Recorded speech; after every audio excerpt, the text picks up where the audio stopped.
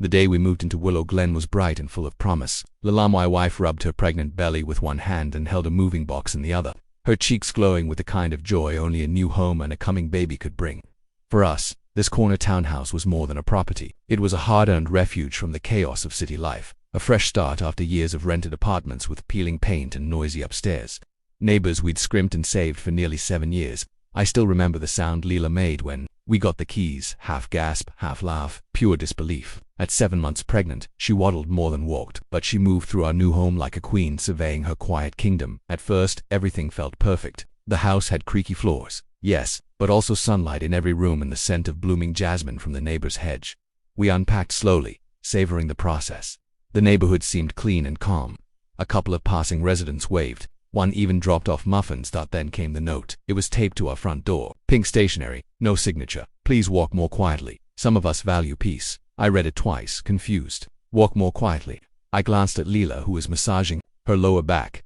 I just went to the kitchen for some water, she said softly. The baby wouldn't let me sleep. We laughed it off at first. Maybe someone heard a dropped spoon or a box being slid across the floor. We chalked it up to neighborly hypersensitivity and moved on. But the next morning, as Lila walked down the front steps, she was ambushed.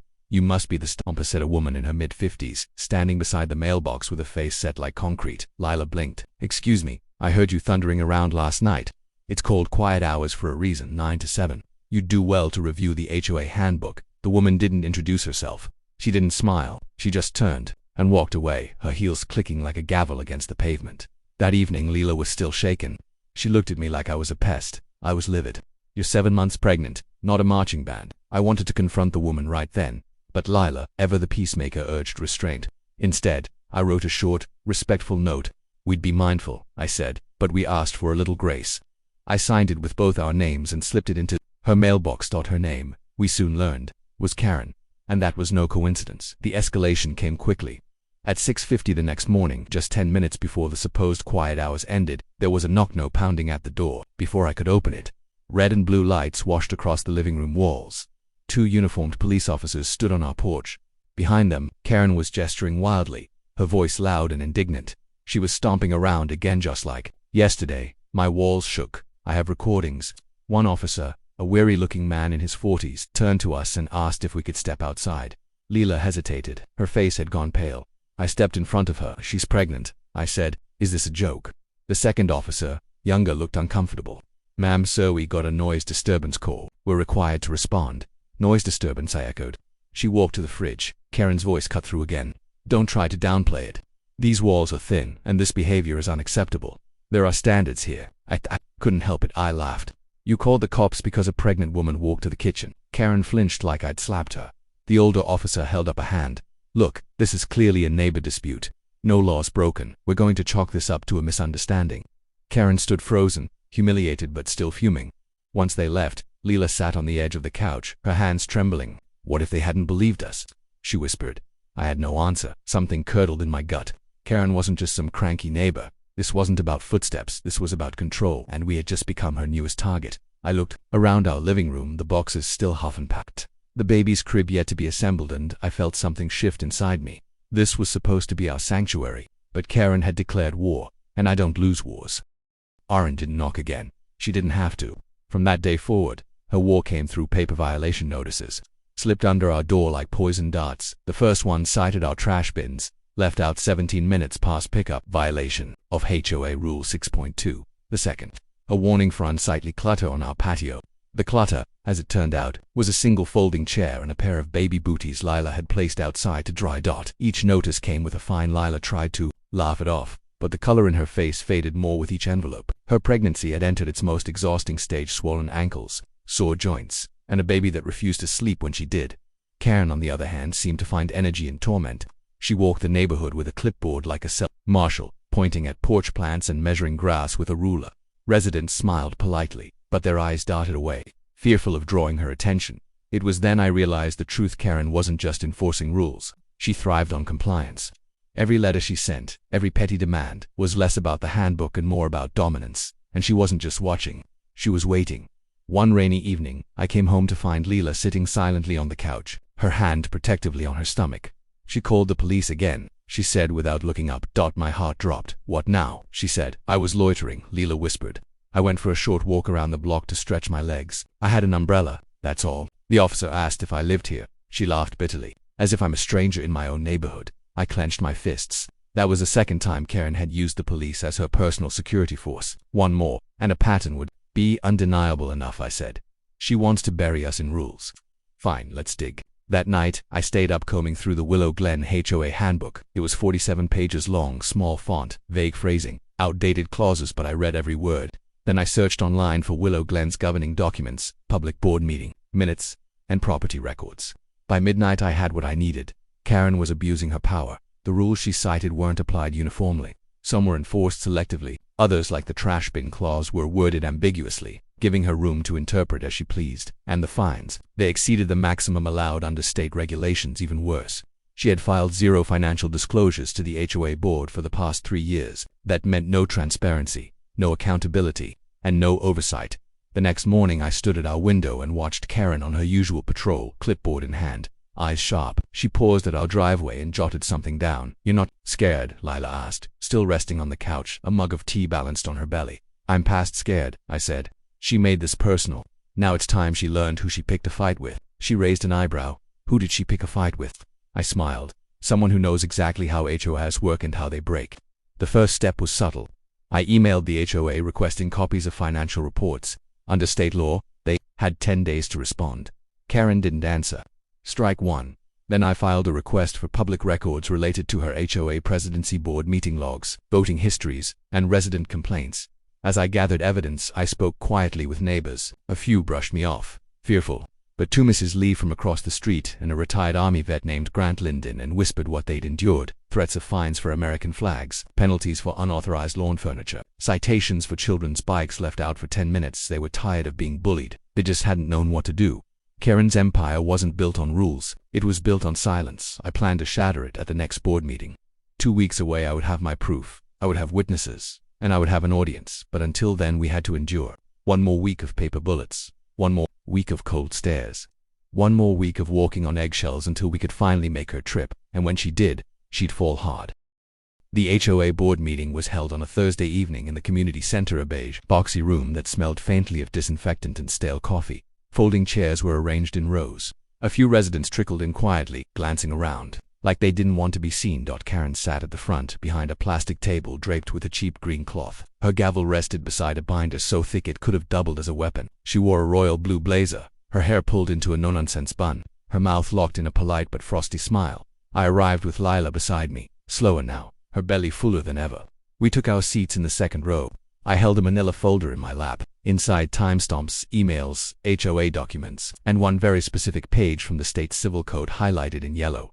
Karen scanned the room and frowned when she saw us. Let's begin, she said, tapping the gavel. Old business streetlight. Repairs we're postponing due to budget constraints. Budget constraints. Interesting, considering residents were being fined for everything from potted plants to wind chimes. I made a mental note. Next came public comment. I stood. I'd like to speak on an issue of growing concern, I said evenly.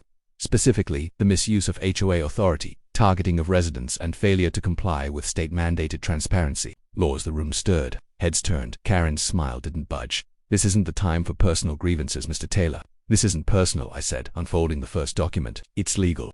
I passed copies to the 3 board members seated beside her, people I'd researched. Steve, an overworked dentist. Monica, a part-time accountant. And Greg, a semi-retired teacher with reading glasses always perched on his head. They'd mostly deferred to Karen in previous meetings, overwhelmed or indifferent. But tonight, they read. Karen leaned forward. You have no authority to speak on board operations.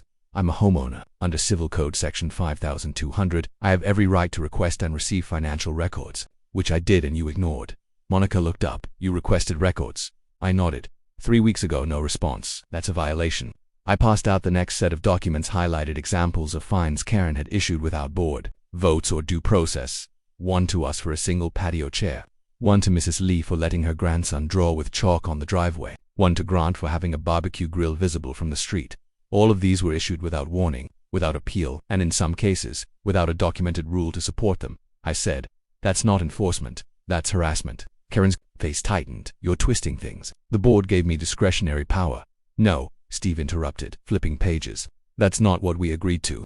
We authorize temporary oversight, not unilateral decisions. Karen turned to him, surprised.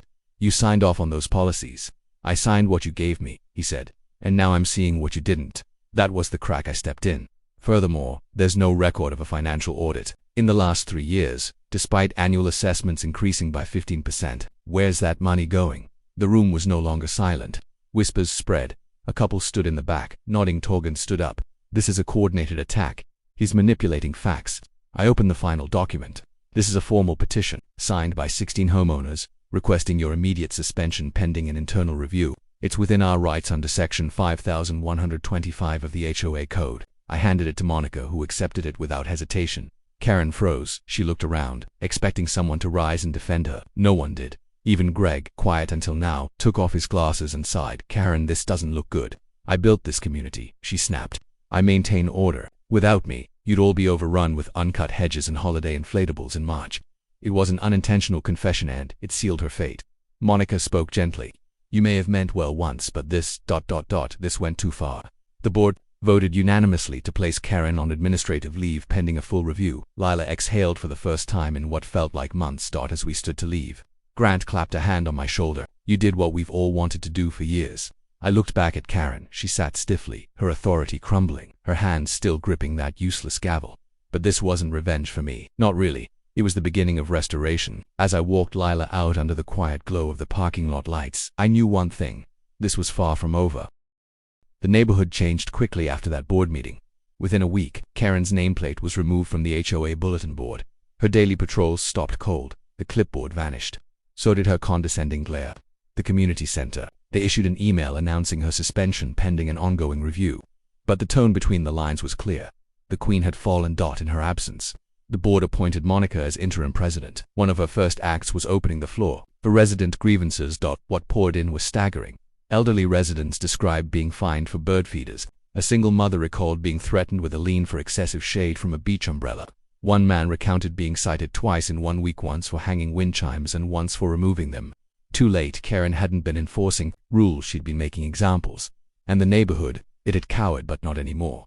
Transparency replaced fear. Financial statements were uploaded to the HOA portal. Monthly newsletters explained board decisions in plain English. Residents were consulted before changes were made. It didn't fix everything overnight, but it felt like the community exhaled. Lila meanwhile bloomed. Her final trimester had been bruised by anxiety and sleepless nights. Now, with Karen out of the picture, she walked the sidewalks without flinching. She smiled more. She laughed. Again. And then, one warm Sunday morning, she gave birth to our daughter Amara Grace. We brought her home to a quiet, sun-drenched living room. No violation letters taped to the door. No police cars idling outside. Just peace. A few days later, the doorbell rang. It was Monica, holding a gift basket and an envelope. I know it's late, she said sheepishly, but I wanted to thank you. What you did at the meeting, that took guts. We'd been too afraid. For too long. Inside the envelope was a note. On behalf of the Willow Glen board, we are grateful. Please accept this as a token of appreciation. It included a refund check, full reimbursement for every fine Karen had levied against us. And not just us, dozens of other families would receive theirs too.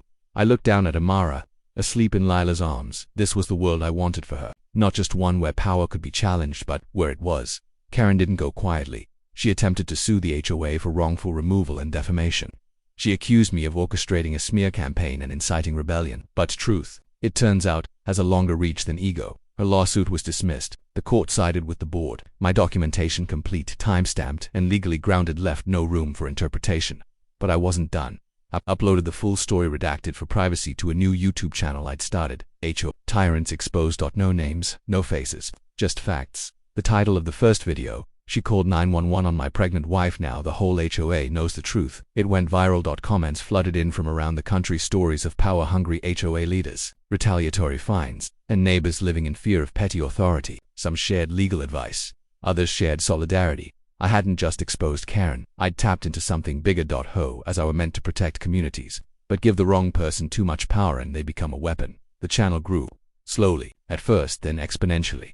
Lila helped with voiceovers during Amara's naps.